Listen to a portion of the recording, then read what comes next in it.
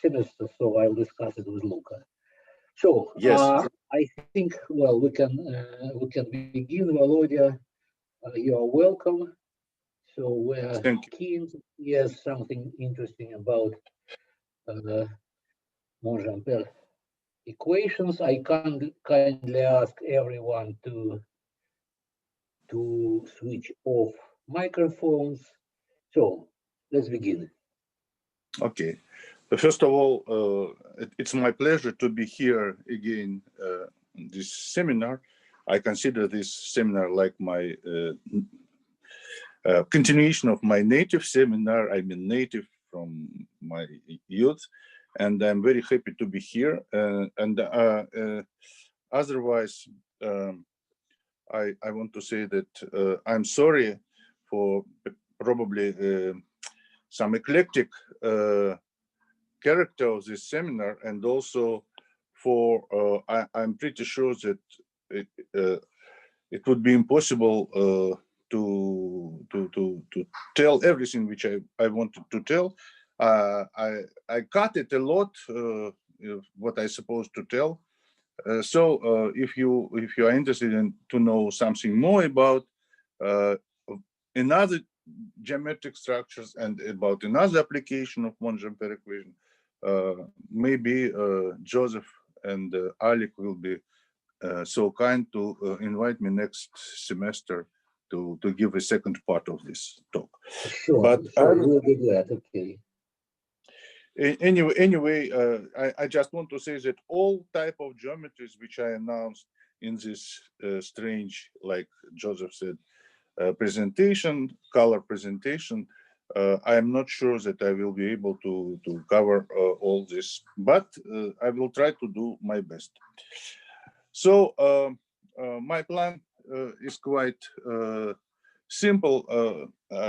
Few first pages written by hand. It is just a short reminder about geometrical approach to Monge-Ampère equations, which belongs to Valentin Lichagin, and was elaborated in his paper on 1979.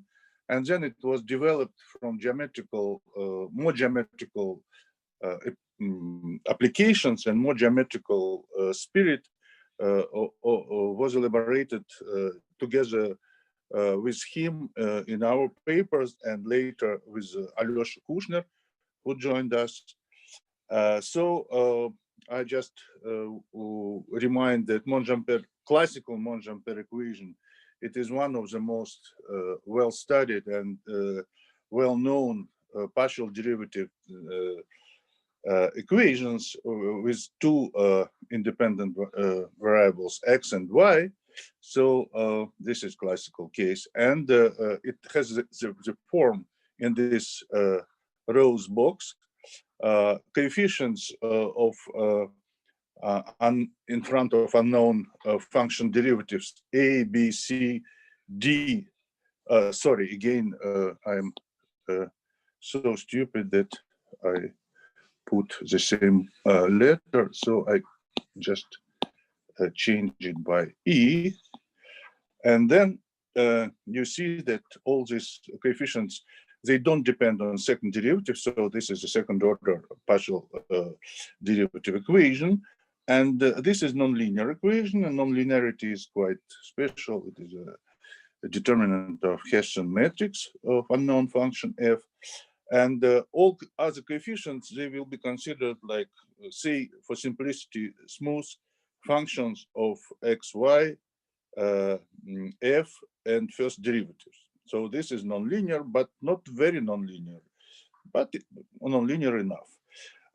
This special type of nonlinearity gives the possibility to develop this approach which Valentin proposed.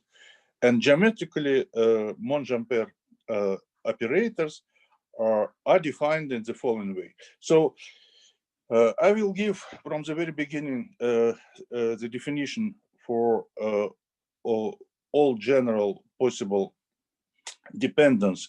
It means that I suppose that these coefficients might depend on f as well, but in big part of my talk, I will consider only symplectic Monge-Ampère equation, which means that this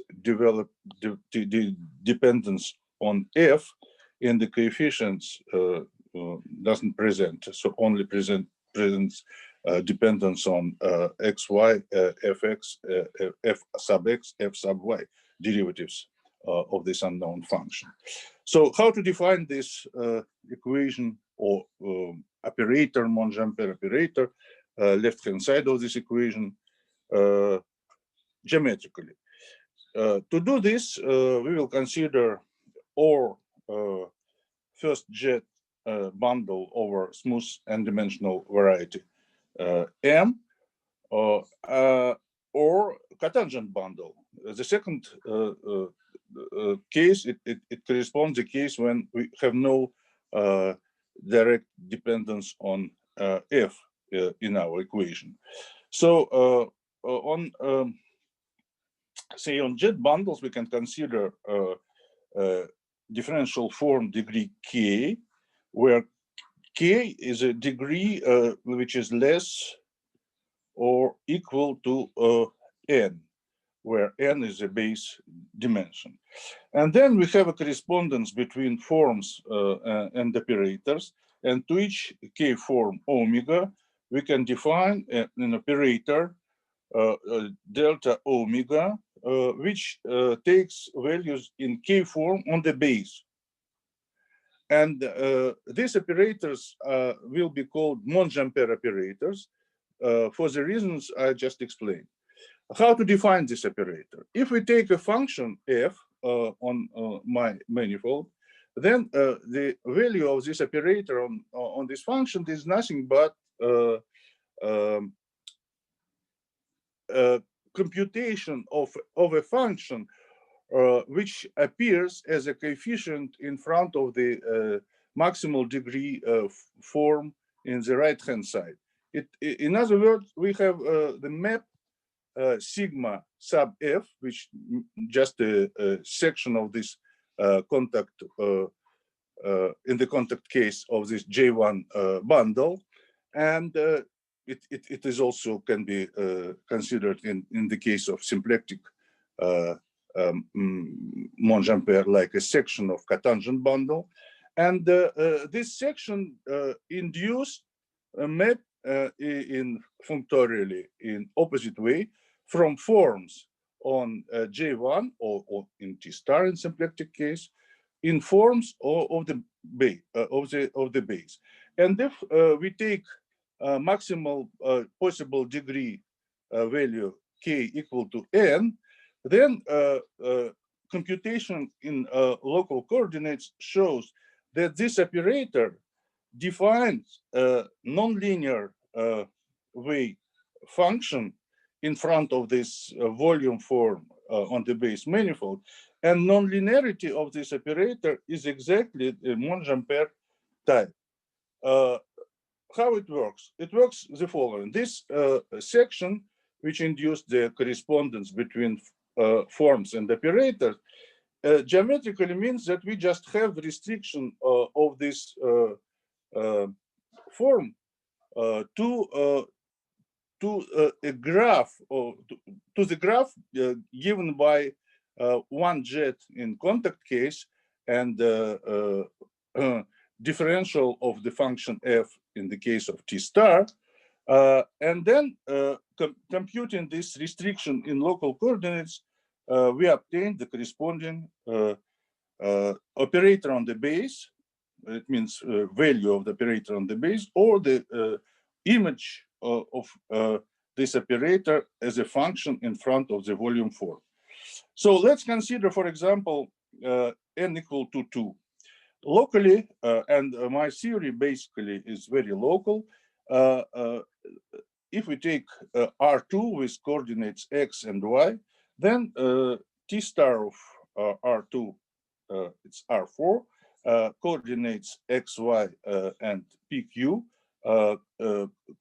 PQ coordinates in the cotangent bundle corresponding x and y. So we have in contact case, of course, R5, and to 4 coordinates we should add u, fifth coordinates which correspond to the function, and then taking any form, for example, taking two form on T star, dp wedge dq minus dx wedge dy, we obtain by this prescription, which I explained, the operator delta sub omega, which is nothing but value of determinant of Hessian -1 applied to f. So we have this operator f sub x x f sub y y minus square f x y and minus y. This is the operator which correspond to the form in the box.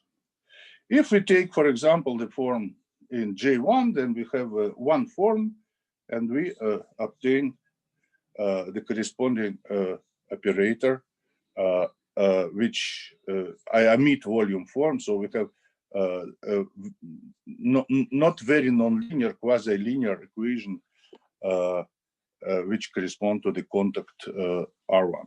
If we take R3 and again complex case T star, we can consider a very interesting equation corresponding to three form on R6. This three form has a term dp wedge dq wedge dr. So we have x, y, z coordinate of positions and pqr coordinate of momentum. And then another part of this form is dp dy dz minus dx dq dz minus dx dy dr. If you draw attention, you have that in this part, all momentum enters only in one time, and other two coordinates are positions. So this coordinate corresponds to maximally nonlinear term Hessian. If you take restriction of this part on the graph of differential of f, then you obtain this determinant of Hessian. And if you take the restriction of these three forms on the graph, then you obtain Laplacian. And the Monge-Ampère operator determinant Hessian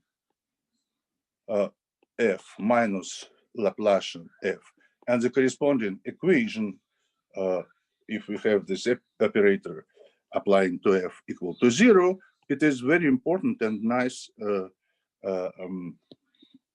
example of so-called special Lagrangian Monge-Ampère operator, which is very important, and I will probably speak about it a little bit later in more details.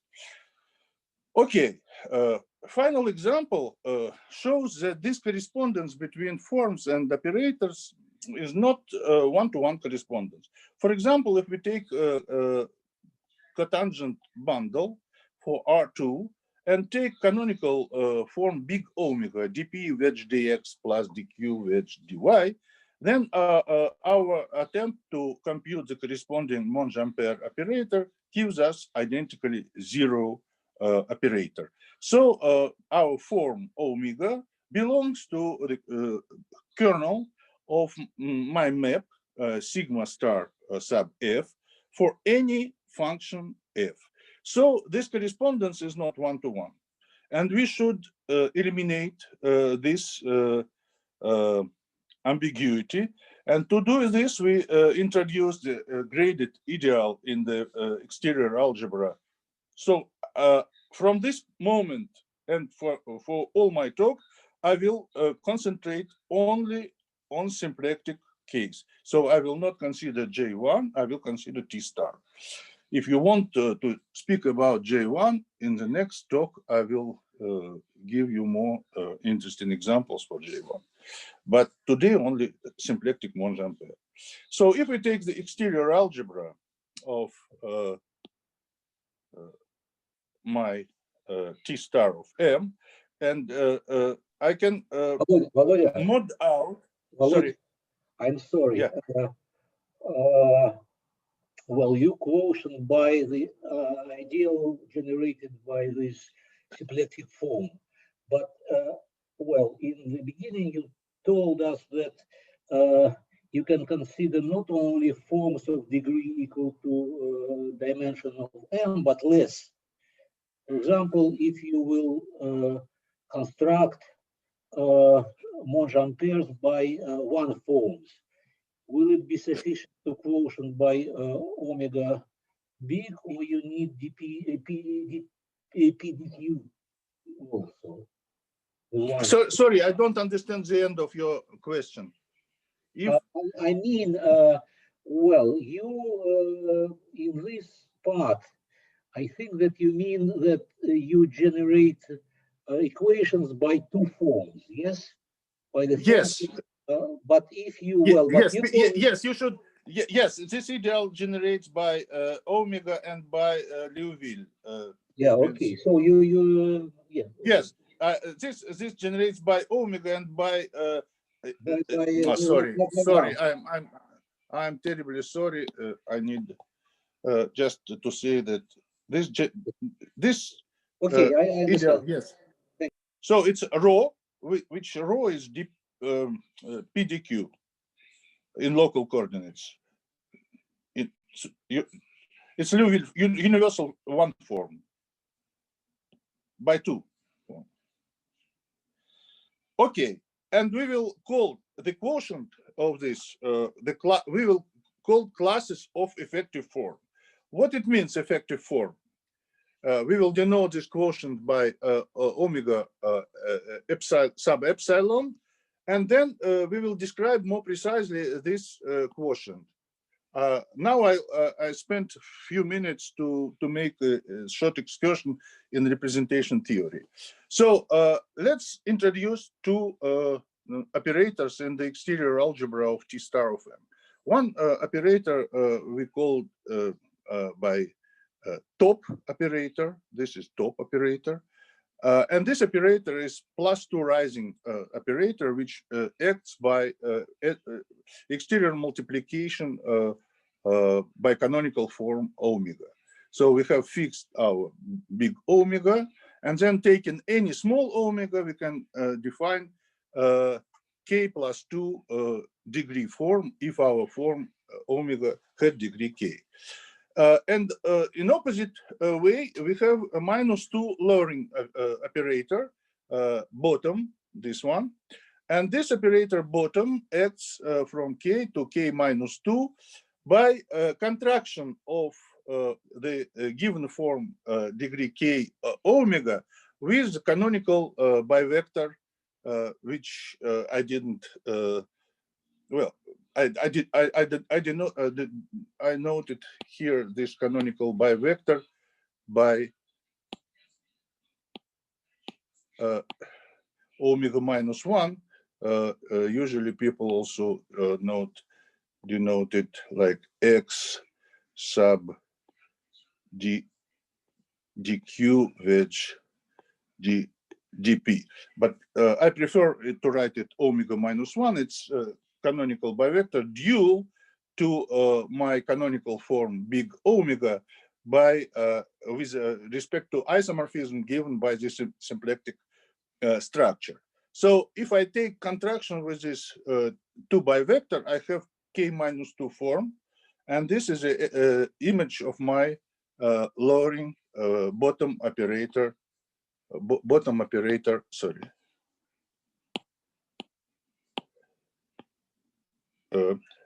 T inverse.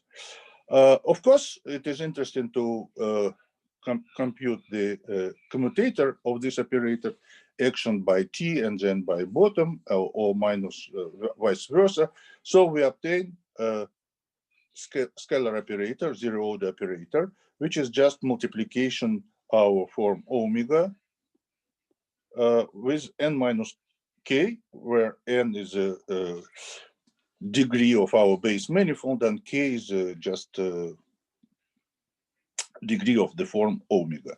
So we have an interesting triple of operators, +2 rising, -2 lowering, and zero order scalar operator. So we have a idea that this triple is nothing but so-called SL3 SL2 triple. And this to study this triple, I also give some definition of effectiveness. This definition is very special because usually this definition is given for any form K with the help of this bottom operator. So my form is called effective if K form for any K. My form is effective if it is in the kernel of this operator bottom. But if K equal to N, this is equivalent to condition that my form also in the kernel of the form of the operator top. Multiplication with omega gives you a skew orthogonality condition. And all forms which satisfy to this condition, they are called N effective forms. And now we can describe what now people usually call Hodge-Lepage-Lechagan decomposition or Hodge-Lepage-Lechagan theorem.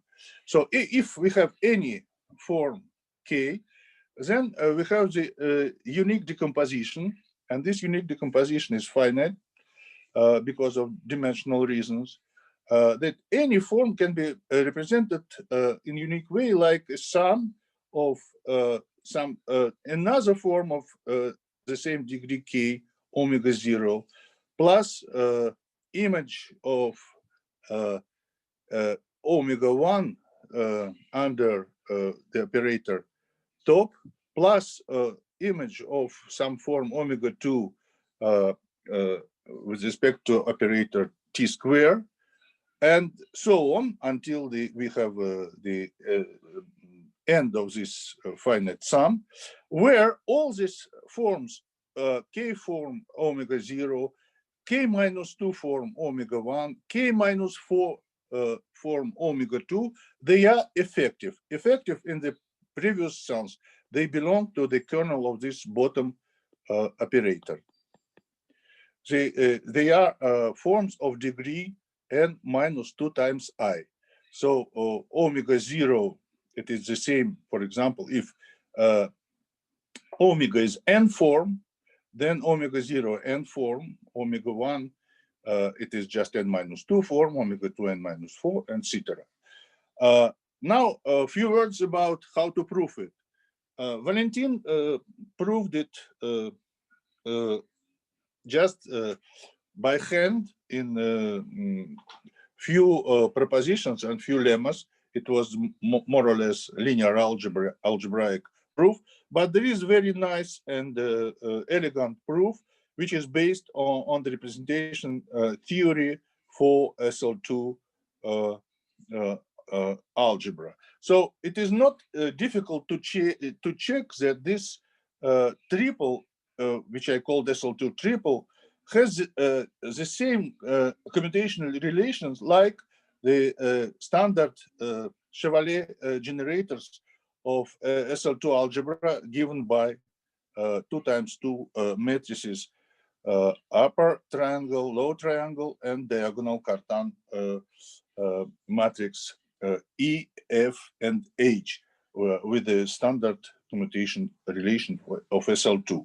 So we have a representation of SL2C by endomorphism of some vector space. Here, this vector space is just our exterior algebra of T star.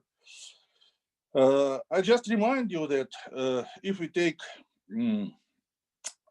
representations, for example, real representations, that we can complexify it and consider representations of this real SL2 triple in the morphisms of complex vector space V, which is a complexification of VC, which is a complexification of real vector space V.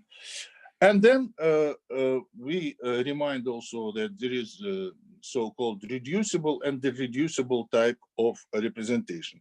So representation is irreducible if V has no proper subspace invariant invariant with respect to my row of SL2 in GLV. Hermann Weyl proved in 30s or in 20s very nice theorem that each finite dimensional representation of SL2 admits a splitting in a direct sum of a reducible representation. And as a corollary of this theorem, one can obtain that if we have 2 times n-dimensional symplectic vector space, V omega, and then we have just exterior algebra. So considering like a graded vector space with respect to degree of exterior forms, then shifted by n vector space Wn T, where T is our top operator, satisfies so-called hard-Lefschetz condition. And hard-Lefschetz condition means that if we have this graded vector space W and endomorphism of this vector space, such that this endomorphism rise degree by 2, and applying to degree of this endomorphism to negative degree of W, because this graded vector space with respect to integer gradation, both positive and negative, then if this degree is isomorphism of W degree minus L and W degree plus L for any L, then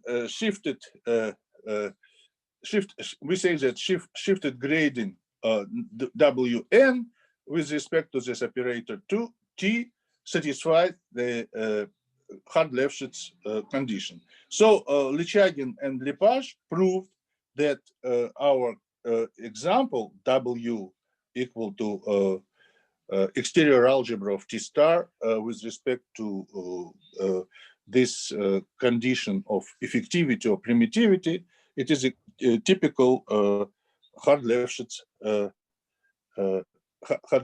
pair. This Volodya, usually hard-Lefschetz refers to action on cohomologies. That's a global property, actually, for cohomology of closed manifolds. This is just linear algebra. This is just raising operator. It is absolutely linear algebraic property. And if you look the book of Griffith's book on Hodge theory, you can find that hard-Lefschetz property, it's absolutely linear algebraic property in the form I shared with you. It has the same form, but it's completely different. That's actually a different story. It's not linear algebra. It's hard. That's why it's hard. It's a question of terminology. In my situation, it is just a linear algebraic property, because I want to develop this splitting omega equal omega 0 plus etc. And the question of cohomology, it is very nice and very deep in the case of Kähler manifold, about which I will speak. But it is a weak Hodge theory, weak Hodge. It's not on the level of cohomology, it's on the level of just vector spaces with symplectic form. Okay? Borja, are you agree?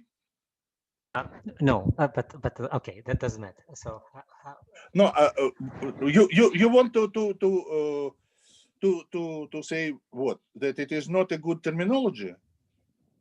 Yeah, I mean, to establish hard-Lefschetz cohomology, you need some analytic tools, right? So that's it's just raising operator. That's classical representation theory. It's raising operator. Yes. I took this definition from the classical Griffith's book on Hodge theory, and there is a linear algebra part, which is called linear algebra part, And in this linear algebra part, I suggest not to waste time on discussing.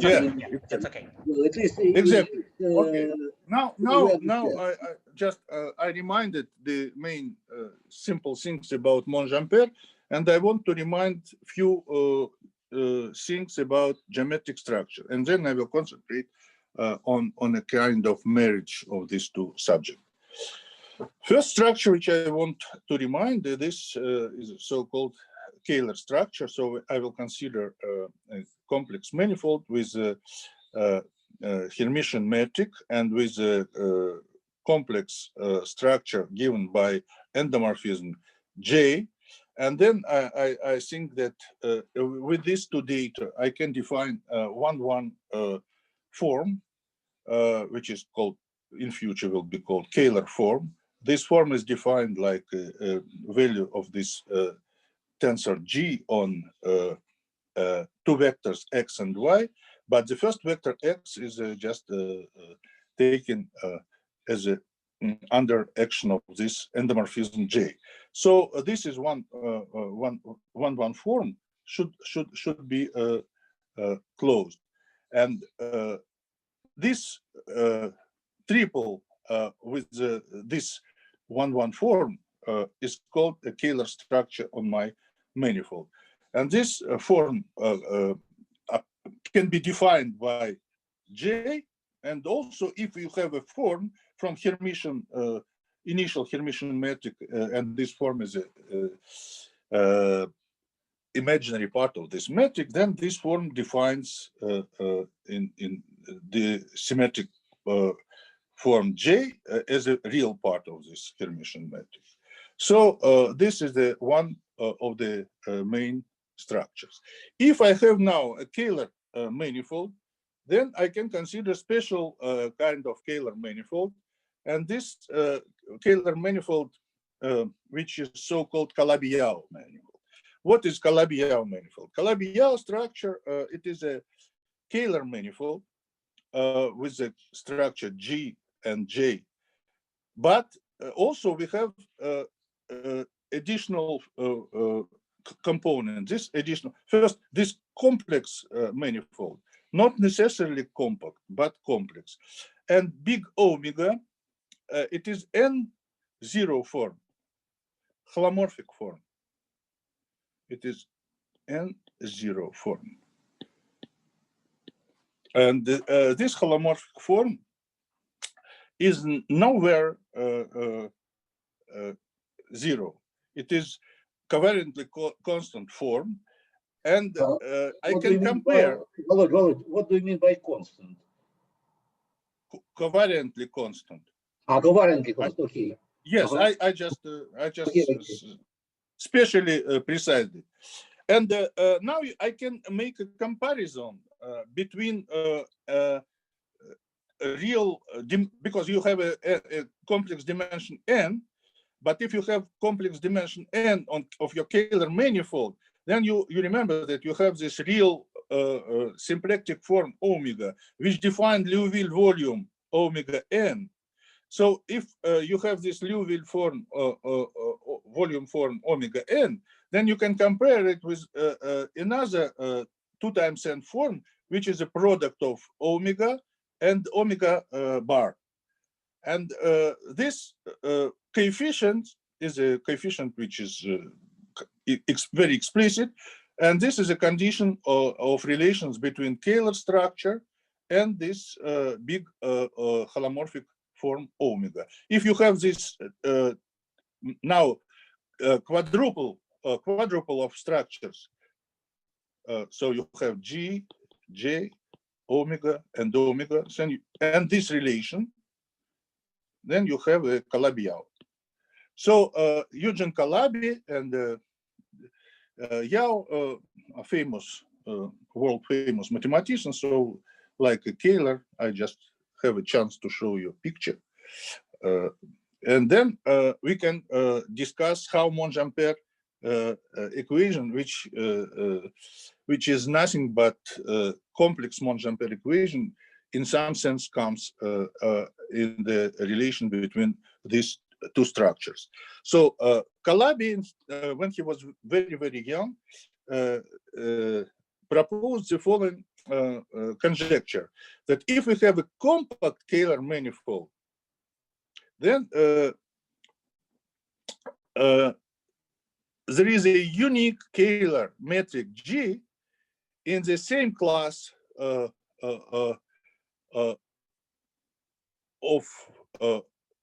his Kähler form omega, whose Riccati, whose Ricci form, which defined, it's two forms which define the first Chen class, and this is, there is a unique such Kähler structure. This conjecture can be rewritten in terms of some equation. How to do it? So if we take my Kähler manifold, if we have the Kähler form, then we have a potential big function, big F, which is E, smooth F, small f function. Here it is. And this function, the conjecture says that then there exists such small phi function phi normalized by this condition. So we can define the to form big R adding to my Kähler form dd bar operator applying to this small function phi. We obtain again one form, so it is a Kähler form of some new metric G prime, and the condition that it is again a Kähler form of this metric is written in forms of this equation coming from this definition of potential F. This equation, as Calabi conjectured, has solution phi for any function, such function small f. And then it is probably 25 years later, Yao proved that it is indeed true, and this condition is always admit resolution. And this condition is a nonlinear equation, complex Monge-Ampère equation. And Yao didn't give explicit solution of this equation, but he proved only existence and unicity. Moreover, he proved difficult part. Easy part was proven by Thierry Aubin, so it was half of this. And after that, people know that if you have a Calabi-Yau manifold, so this Calabi-Yau manifold, that this Calabi-Yau manifold with this big form omega, it is always have a metric with trivial first Chen class because of this. And but explicit form of this metric, up to my mind, it is up to now nobody right. So it means that explicit solutions nobody right. Okay, this is the second appearance of Monge-Ampère equation. Previous appearance was complex, so it is not directly related to my today talk. It's related maybe to the next my talk if you want to know it, because how to treat complex Monge-Ampère equation from this Lichagin approach. It is interesting and another interesting story, which is based also on some kind of representation theory, but this representation theory is not SL3 representation theory. It is a SO5 representation theory, and instead of 3 operators, you have 12 operators, and you have 3 hyperkähler, 2 forms instead of 1 big omega. You have 3 different symplectic forms, and you have representation in any effective form like so-called B-effective form sum. This is a quite interesting story. And with the help of this B-effective form and hyperkähler geometry, we can speak about some complex Monge-Ampère operators. But now I will restrict to real Monge-Ampère again. This real Monge-Ampère also related to Calabi-Yau structures. So I will speak about so-called special Lagrangian. You remember my equation nabla f equal to determinant of Hessian f for n equal to 3. In fact, this story appeared also due to physicists and also due to mathematicians Harvey and Lawson. They considered so-called calibrated geometry.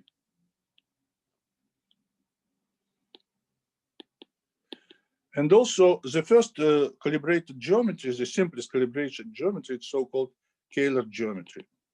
It's a Kähler calibration.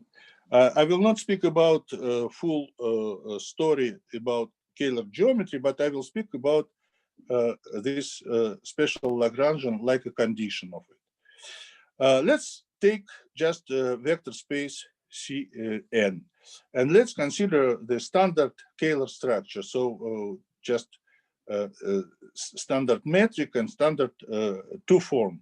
It's canonical big omega. It is of course trivial Calabi-Yau, which is canonical n form. It's just dz1 dzn.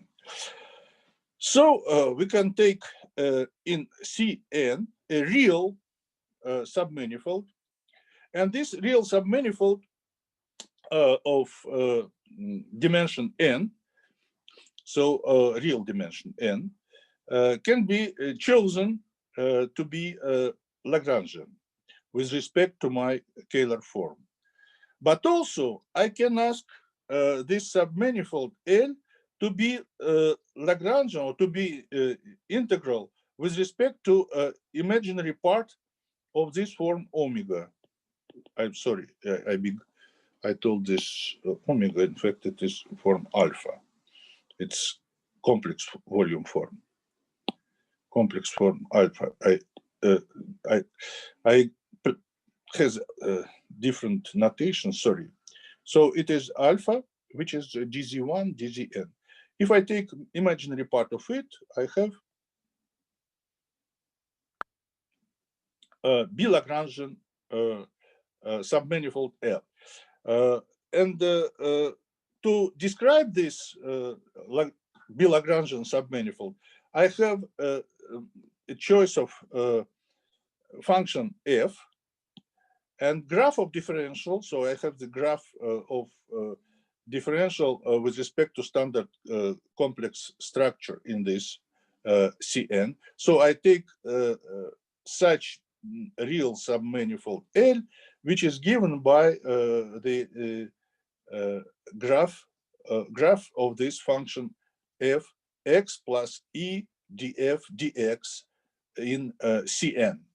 So this graph is special Lagrangian. It means that it is integral with respect to these two forms if it's satisfied to some Monge-Ampère equation. Generally, this Monge-Ampère equation is quite complicated because it is a combination of minors. It's a combination of subminors of Hessian. So you take the Hessian of this function and take all subminors. But if you have small dimension, you can write this very explicitly. For example, for n equal to 2, you have this equation. It is just linear equation Laplace f equal to 0. And if n equal to 3, you have this special Lagrangian, which I discussed in my definition. Moreover, if you write this condition for n equal to 2, in fact, you obtain that this is not directly Laplacian. You obtain also such two-dimensional equation delta F minus Hessian F equal to 0. But as you will see very, very soon, this for n equal to 2, you can always linearize this equation and take Laplacian instead of this initially nonlinear special Lagrangian equation. Okay, the last example of geometric structure with Monge-Ampère, it is a hyperkähler structure. As I told you, it is an important ingredient in study of complex Monge-Ampère, but also in real, you will see that more simple version of hyperkähler structure, so-called hypersymplectic structure, can be also used for real Monge-Ampère. So what is a hyperkähler structure? So you have now manifold, say, dimension 4. It is just the simplest case when this structure exists. And I say that we have a hyperkähler structure. We have a triple of symplectic form, which are pairwise skew orthogonal. This manifold admit Kähler metric small g and 3 complex structures ji corresponding to each given form compatible with this metric. So we have this metric and we have O triple omega, O triple of this ji. This ji can be recovered from the two forms very, very directly. And then this hyperkähler structure also gives you the following nice Monge-Ampère equation. Let's take, for example, one structure J1 and take one form omega 1. Then for some function small phi, we can add as a potential dd bar of phi. Then we obtain again a new form omega prime, and we want and with these two forms we can define Monge-Ampère operator delta omega prime in my previous notations from this condition. So this is a volume given by omega 1 omega 1, and this operator, it is just an operator which is computed by this ratio. Then solution of this operator, if you have this function phi satisfying this Monge-Ampère. Well, yeah. Excuse me, but I don't understand where omega 3 enters the definition of delta. You need only omega 1 and omega 2. Yeah, only omega 1 and omega, because they define they define the third one, they define. Okay. So then we have this taken the logarithm of this expression of this operator. We have a new Kähler structure given by Ricci form of this form omega prime, which satisfy this relation. But I don't need today hyperkähler structure. I need slightly less, slightly different structure, which I will describe very, very soon. Now, how all this story relates to Monge-Ampère. I will now go to some very, very trivial case. I will consider again R2, and I will consider constant coefficient Monge-Ampère equations, constant coefficients Monge-Ampère operators. In fact, there are two non-degenerate Monge-Ampère operators with constant coefficients. It's Laplacian operator and hyperbolic wave operator. It's Laplace, and this is a wave, or the Lambertian.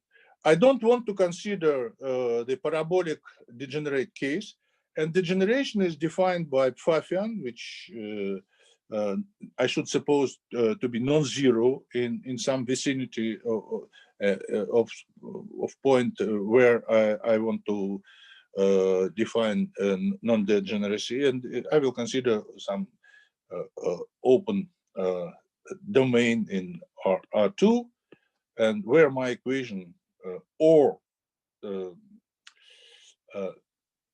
have Pfaffian positive or have Pfaffian negative. If in some vicinity of my non-degeneracy point, my equation has Pfaffian positive, I can normalize it and take Pfaffian always equal to 1. If it is negative, I can normalize it and take Pfaffian equal -1. And then we can define the following geometric structure, which we called with Valentin Monge-Ampère structure on R4. Here R4, it is just T star of R2. And we will consider this structure using the endomorphism defined by two forms, Monge-Ampère form and canonical form on T star. Then this operator defined after normalization, as I told you, by Pfaffian, and I remind you that Pfaffian is non-zero, some tensor field, this is a field of one tensors, and this one tensor field defines almost complex structure for positive Pfaffian and almost product structure for negative Pfaffian. And then the theorem which we proved with Valentin is the following. There are three equivalent statements. First, my equation, Monge-Ampère equation corresponding to the effective form omega, is symplectically equivalent or to Laplacian or to wave operator and wave equation. Second, the tensor field J omega is integrable. It means that Nino is tensor of this endomorphism is equal to 0. Or we have the integrability condition for normalized Monge-Ampère form. So this omega divided by square root of modulo Pfaffian is closed.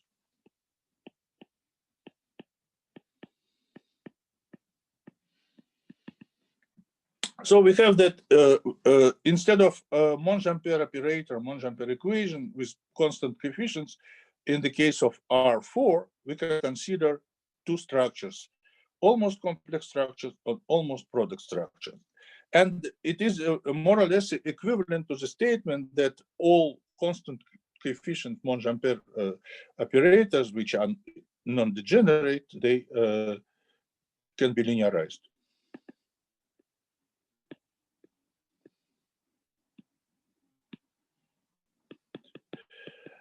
I can spend 1 minute and just say that there is a difference between notion of linearization and integrability in two different senses. Because I am happy that Boris is here, I want to strict and to explain, because many people ask this question. They read a very nice paper of Dubrov and Ferapontov, and later Dubrov, Ferapontov, and Borya, and Novikov, Volodya, and they fairly used the terminology integrability of symplectic Monge-Ampère, but this is nothing similar to integrability in sense which we used with Valentin, because their integrability in some sense equivalent to linearization. And our integrability, it is quite different. Our integrability is intrinsic integrability in usual sense, and you will see it just in few minutes. By the way, how much time I have? I still have 10 minutes, I suppose. Have I? Joseph? Sorry, well, you have half an hour. Half an hour, oh, beautiful. So the next structure, which in everything will be in 2 dimension at the moment. The next interesting structure I want to discuss is so-called generalized complex structure of Hitchin. To define it, I introduce the current brackets. Let's take n-dimensional real manifold M, and let's define 2 operations.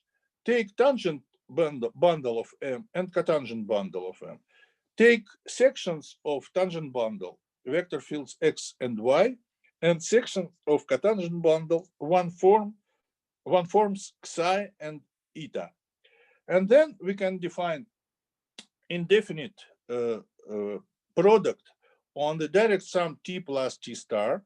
And this product is just the following. You take value of each one form on the complementary vector field. It means you take form psi of the first argument and compute it on the vector field of second argument, and vice versa.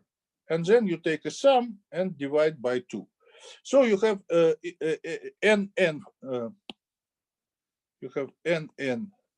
indefinite product, and then you have another operation, which is bracket operation, introduced the first time, I suppose, Ted Courant in his thesis.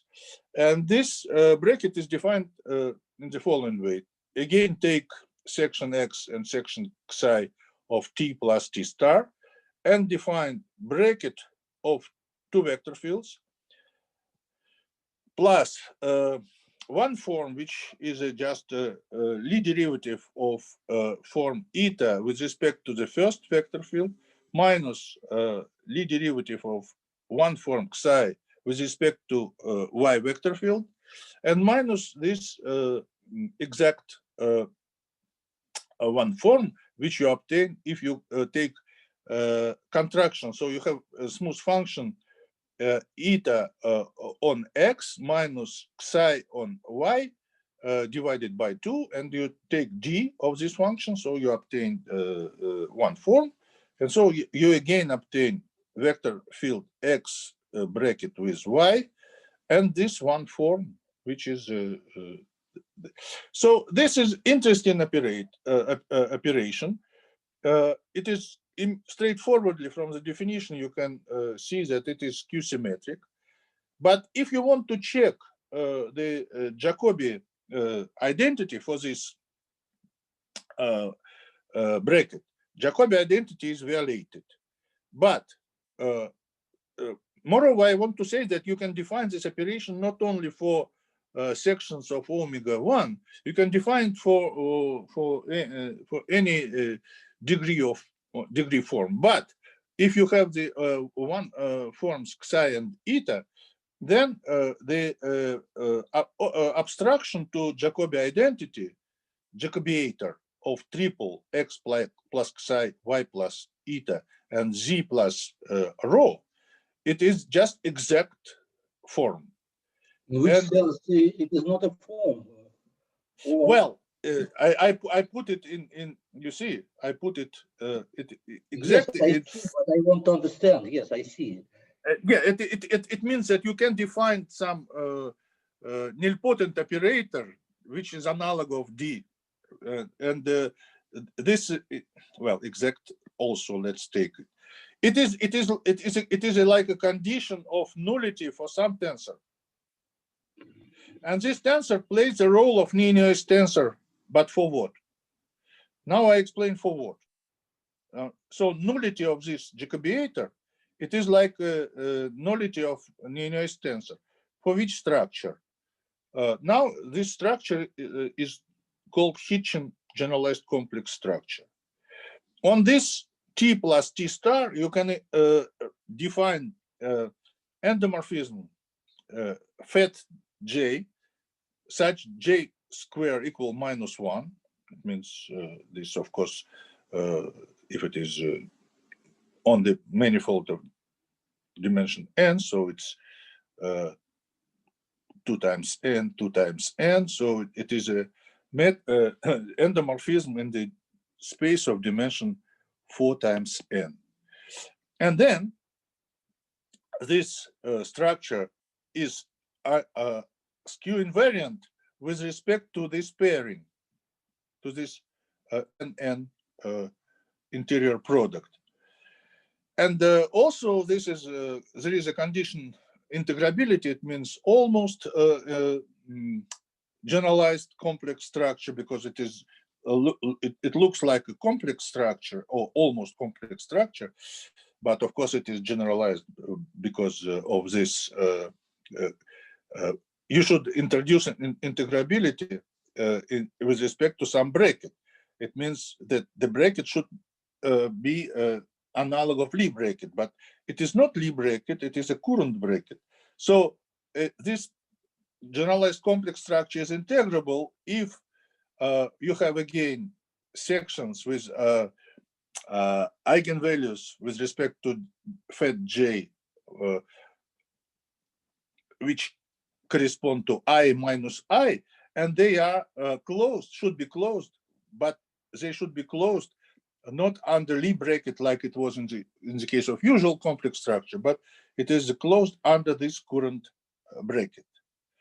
Why it is interesting from the viewpoint of Monge-Ampère? It was because of my former PhD student Bertrand Banos showed very nice application of in the case of two-dimensional special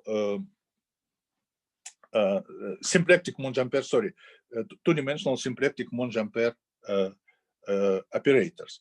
Namely, he considered Monge-Ampère operator divergent type. It is important for his for technical reasons. It's important that this is a divergent type. It means that in classical homology, what do you mean by the divergent type? Divergent type, it means that if you have effective form omega, then adding you have a closed form adding canonical.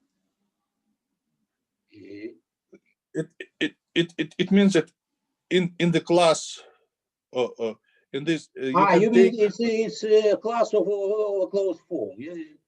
Yes, it's a class of closed form. Yes, exactly. And then because it's two-dimensional, you can define you remember you can define this endomorphism A omega with respect to this canonical form big omega. Then you can try to define this Hitchin block endomorphism fat J. This fat J associated with omega you can obtain in the following form. You take this endomorphism omega, put it in the first quadrant, take conjugate in the usual dual space and with respect to this, and take it in the low quadrant, and then you can take canonical bivector omega -1, and then you can take composition of this operator. You take here you have 1 plus a square. It is not 0 now because nobody says that it is operator with constant coefficient. And you can take here you can take a form which obtained by substitution of this operator in omega. And you ask that this defined almost complex structure. The question, when this almost complex structure, it is easy to check that it is equal -1. it is. But if it is true that n j, which is a Jacobiator, if it is 0 or not. So it is 0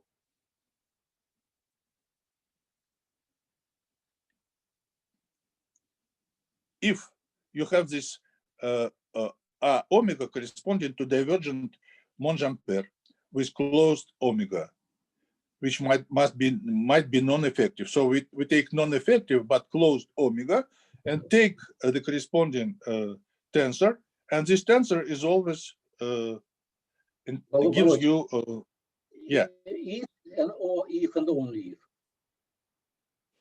No, if. If. It means that if you have closed omega, okay, then this generalized. No, this is more general result also can be obtained using the following observation of Krajnik and Bertrand and myself. We using this observation of Krajnik related it to some Monge-Ampère type system. So Krajnik observed that one can generalize this example of Bertrand. He didn't know, of course, example of Bertrand because he didn't know Monge-Ampère. He just introduced so-called notion of Hitchin pair. Hitchin pair, it's a pair of bivector fields, small p and big P. Here, big P is symplectic, non-degenerate. It is a symplectic. And small p is any. Moreover, we didn't ask, I say symplectic, it is also symplectic, it non-degenerate. But we didn't ask that the Schouten brackets are 0. What we asked, that they are compatible in this sense. So big P and small p, Schouten brackets equal to 0. But P cross P and big P cross big P, they are, generally speaking, they don't 0. So we have such two bivector fields. And then Krajnik proved that there is one-to-one correspondence between the following generalized complex structure A minus A star PA and sigma, where sigma is an inversion, it's symplectic form, which is an inversion of big P. I told you that it is non-degenerate. Tensor A, it is composition of P and P big P minus 1. So it's a contraction. You have one form and you have a contraction with B vector small p. So you obtain A. And then PA, it is this just composition of minus 1 plus A square composition with P. So if you have this, then this is a generalized complex structure of Hitchin. So this Hitchin pair generates such tensor, and from any integrable, almost from any integrable generalized complex structure, you can recover such pair of bivectors. What is the relation with Monge-Ampère? With Monge-Ampère. Oh, sorry, question. And well, when these pi big and pi small are integrable, I mean, when the brackets. So this when they are integrable. If yes, pi equals 0 and yes. pi small equals 0, yes. is it something special or not? It is special because generalized complex structure, if it is holomorphic, it is always defined Poisson structure. Well, what it's the answer which I know, because of course generically it is not Poisson. Yes, but, of course, but well, assume that pi big and pi small are two Hamiltonian operators for an integrable equation. can we, then we have exactly this. So then A is the corresponding recursion operator. Yes, and, exactly. And what does it mean in terms of the equation? Can you say? I mean, in terms of, for example, TE or something like this. Joseph, the only example related to equation, it is the following. Let's suppose that we have two forms. It means that not only big pi non-degenerate, but also both, yes. Okay. Small, yes. And then we can define the notion of generalized Lagrangian surface. It means that we can take integral manifold for both two forms. And then locally such submanifold, such surface, it's in surface in four-dimensional space, is given by a pair of functions, u and v. And these functions satisfy Jacobian Monge-Ampère Monge-Ampère system. Integrability of this system is equivalent to integrability of almost complex structure. Almost generalized complex structure, because here you have generalized complex structure due to Kreinic Hitchin.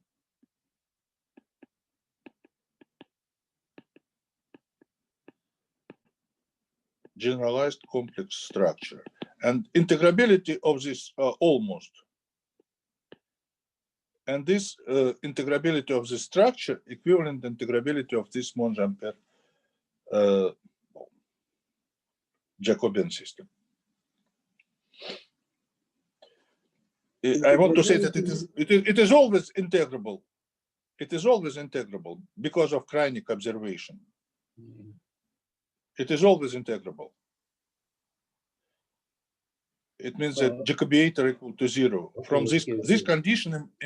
And then it means that if you take locally function u and v, then you obtain a Monge-Ampère type Jacobian system. What do you mean by integrability? You mean involutivity? Involutivity, yes. Okay. It is interesting because it is for n equal to 2, but I don't know if it is possible to generalize. I'm sorry. So the system, of course, is involutive because it's determined. That's not a condition. That's what I'm telling, that it is in dimension 2, there's no integrability condition for such type equations. No integrability condition, because Kreinic observation that it is always integrable. Now, if you apply this observation to situation when you have non-degenerate two forms, then using this local representation with u and v, you obtain involutive system. No, but I mean, it's determined systems. It's involutive. It's just general fact. You may not look at it at all.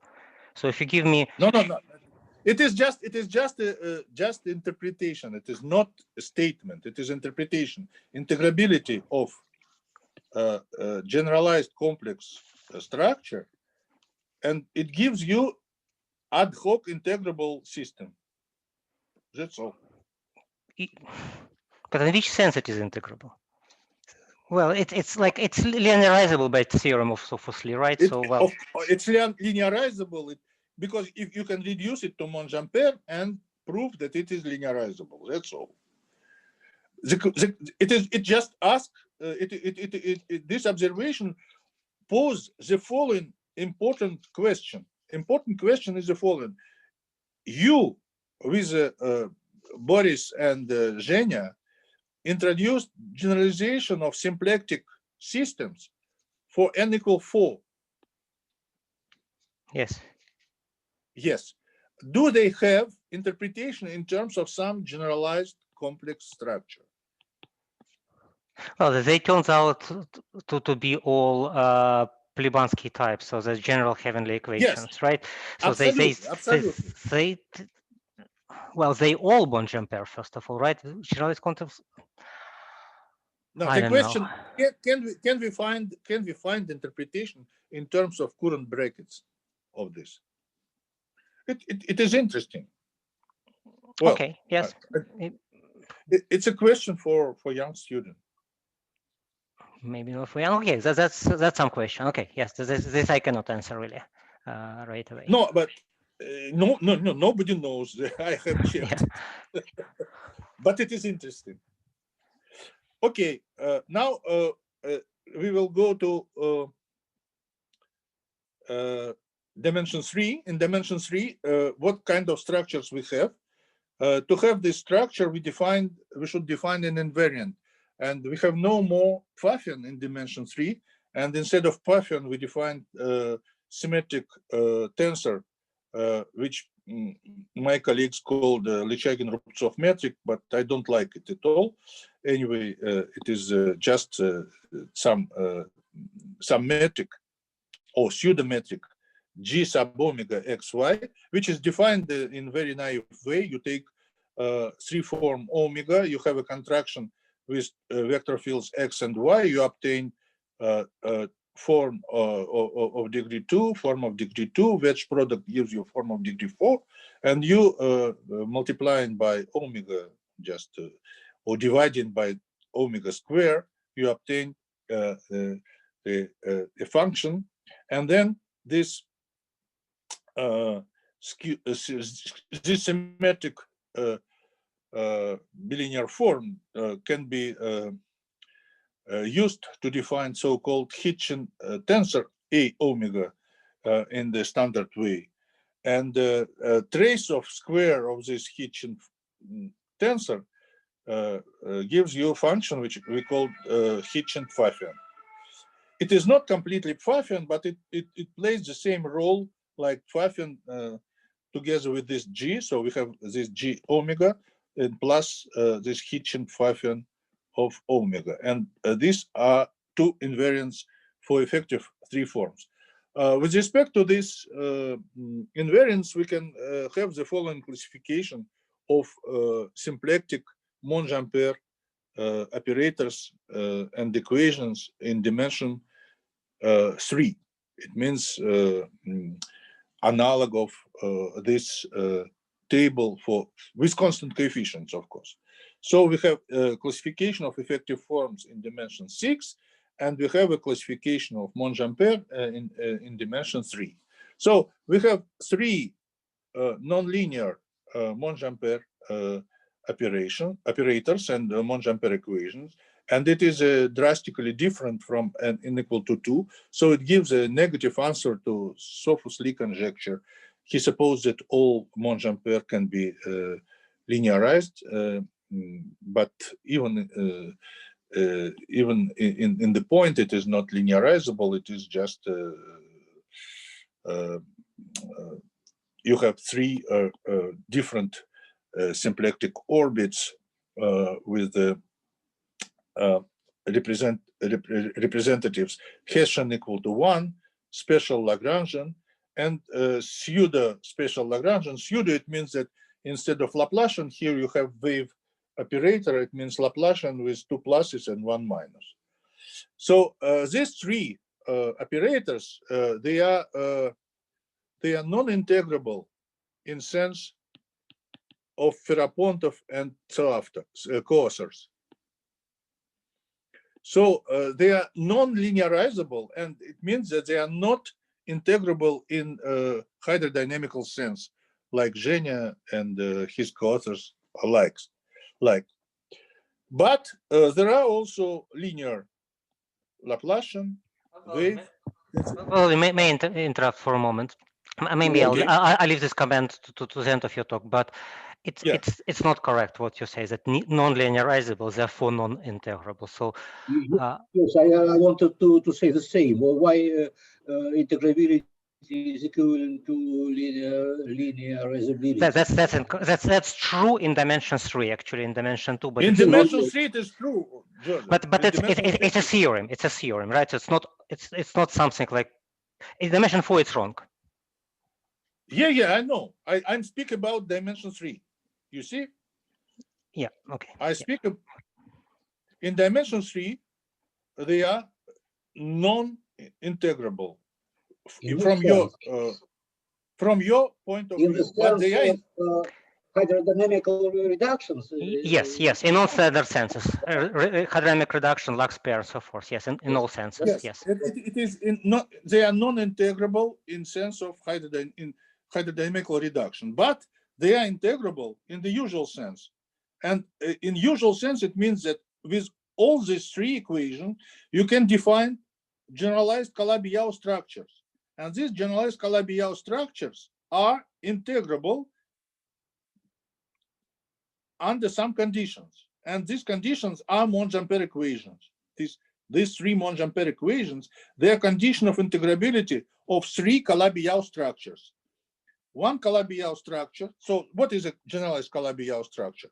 You have a six-dimensional manifold, and you have a quintuple of the following object: pseudometric G, symplectic form big omega on this six-dimensional manifold, and you have endomorphism field A, and two such that this endomorphism in square O plus 1 or minus 1, so unimodular square. And then you have also two decomposable three forms, alpha and beta, such that the relation between alpha wedge beta and omega degree 3 is a constant. Then we say that it is a generalized Calabi-Yau structure. When this generalized Calabi-Yau structure is Calabi-Yau, this is if you take a special choice of this quintuple. I'm sorry, for 5 minutes. Yes. And then we have the following integrability condition. First, if you have non-degenerate Monge-Ampère structure in dimension 3, it means you have these three representatives, 1, 2, 3. Now, these three representatives, forms of this representative, you can define invariant lambda through this Q and A, and this normalizing by this lambda, you obtain form omega, and closedness of this form, it is condition of this of reduction of this form to constant coefficients. So this is a real integrability. Now, what is a usual Calabi-Yau? Usual Calabi-Yau, it is my special Lagrangian equation.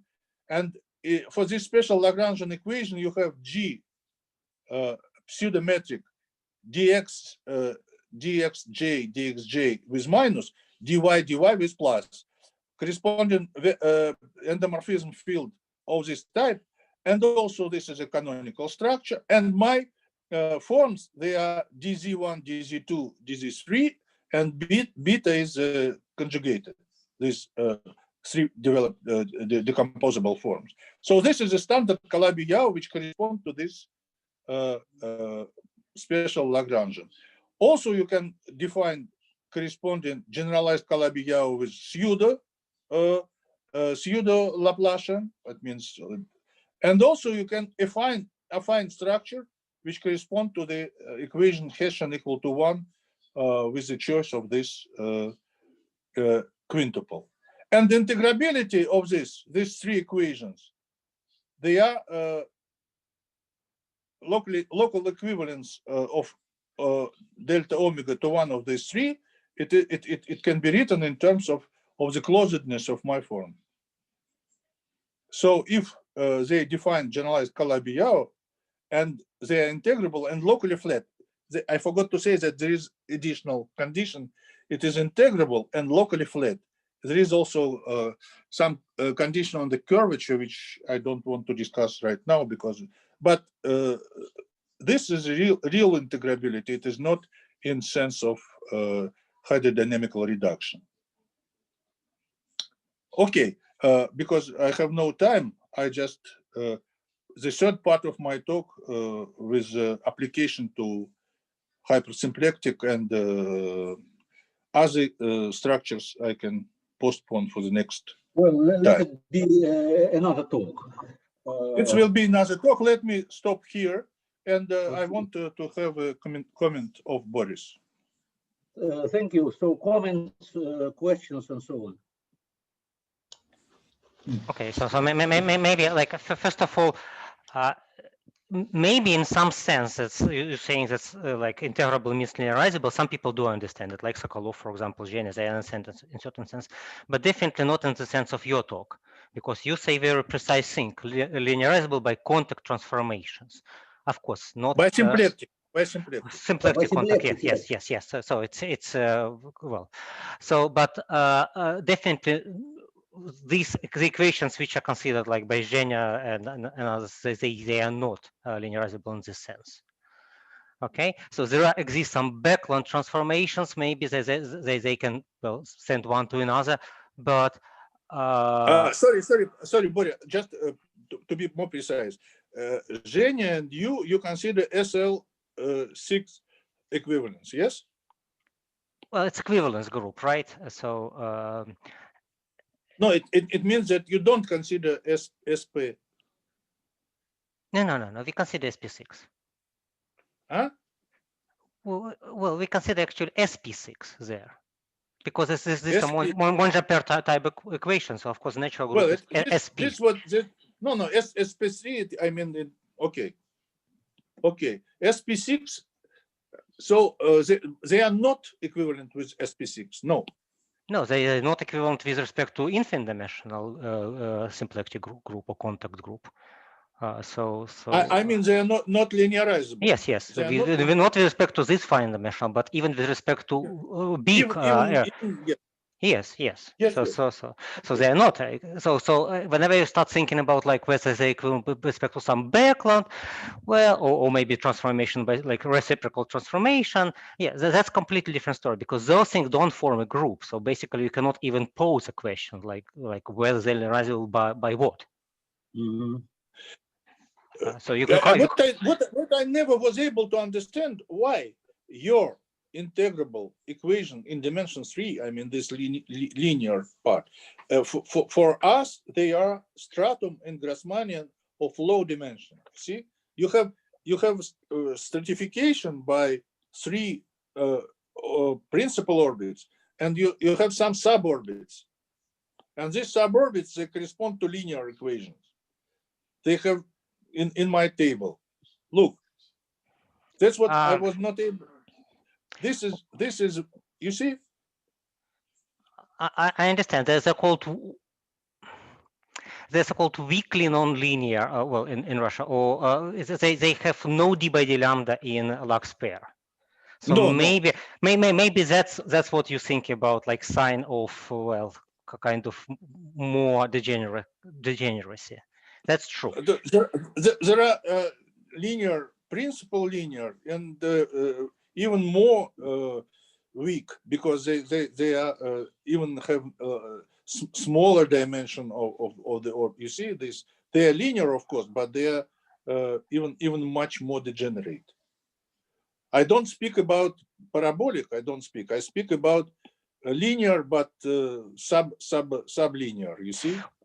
Well, the symbol is non-degenerate, okay, but the story is that, of course, is not most generic Monge-Ampère equation. So most generic Monge-Ampère equation in dimension 4 is non-integrable, as well as in the situation with dimension 3. In dimension 3, you have classification of symbols. In dimension 4, you don't. Borya, in dimension 4, I don't want to discuss, because in dimension 4, it's quite interesting, because the dimension 4, it is the first time when you have no, seriously speaking, discrete classification. You have a huge moduli space. You see, dimension 4 and upper, you have moduli space, and study of this moduli space, it is open and very, very intriguing problem. I am waiting someone who wants to do it, because we know few examples with Valentin. You know your examples with this hydrodynamical reduction, but I'm pretty sure that there is a kind of meta Monge-Ampère equation which lives on this moduli space. So the moduli space of Monge-Ampère structures, for me, Monge-Ampère structures, it is just a pair, n form and 2 form. And if you take SP action on this, you have a kind of infinite dimensional, maybe Banach, maybe, I don't know, space. And on this space should have some meta Monge-Ampère form on the modular space of these structures. I just want to say that.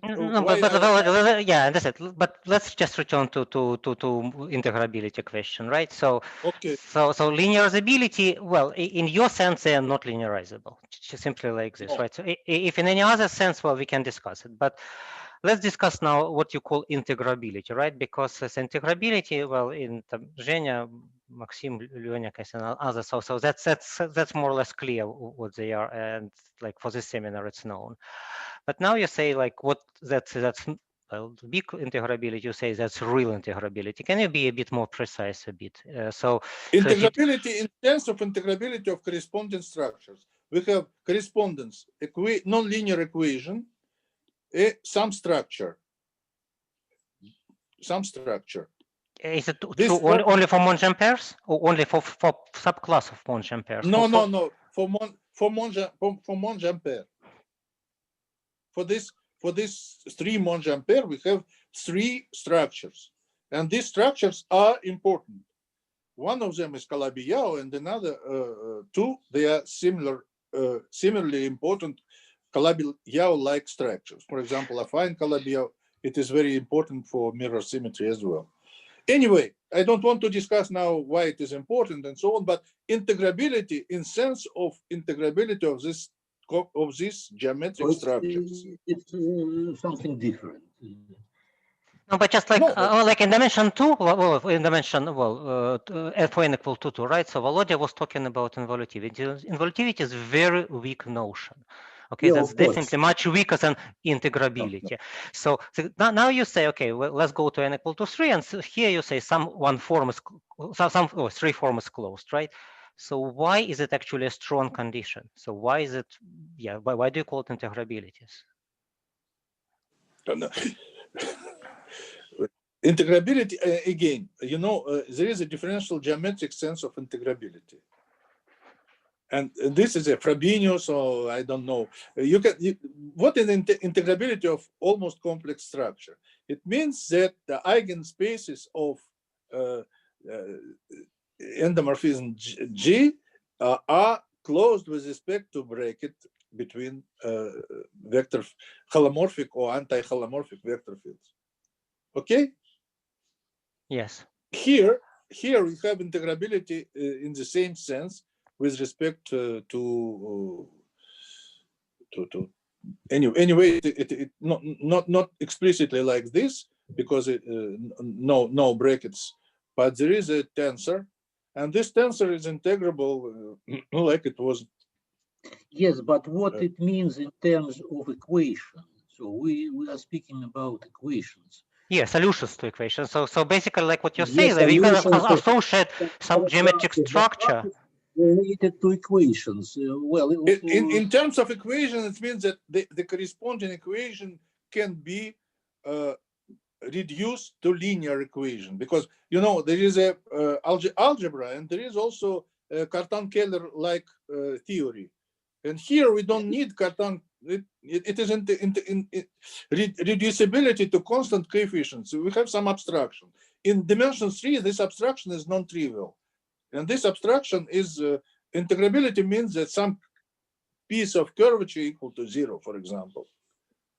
It is like it's Volodya, your equation is already with constant coefficient. You have equation no. Laplacian minus Hessian equal to 0, right? So that's already constant coefficient equation. This is a model. This is a model to which we want. Now we have a form omega, and with this form we can define we want to define some structure.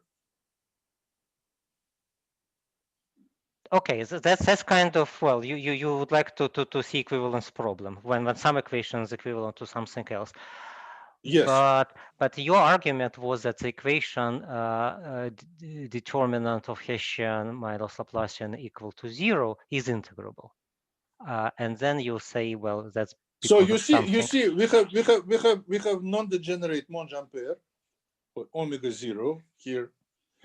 By this omega 0, we have some quintuple, which I explained how to construct.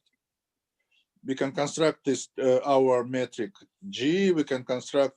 We take this omega symplectic structure. We have this quintuple and two pairs of forms. I just showed you examples of canonical classes, canonical forms of normal forms.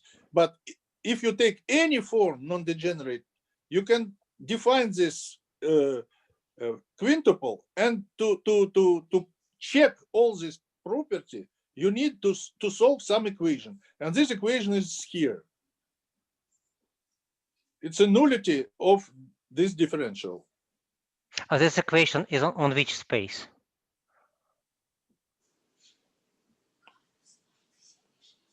It's equation. It's equation on a function on the coefficients of this form. This form in R6, okay, and then you write it and you obtain equation on function with three variables. So it's equation on the function in dimension 3. So basically, it's like on manifold J1 or T star of the base, right? So T star, yes, T star of the base, yes. So it doesn't see any solution, right? So it's just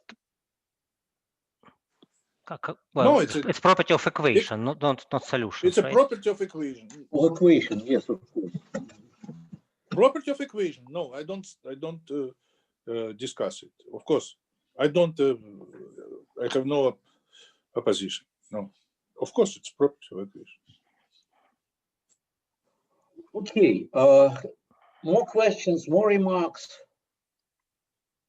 Then, well, thanks a lot. So I hope that we'll continue. I mean this topic next year, and our next Wednesday will be a talk by Sasha Mikhailov. So let's meet in a week. Thank you very much and goodbye.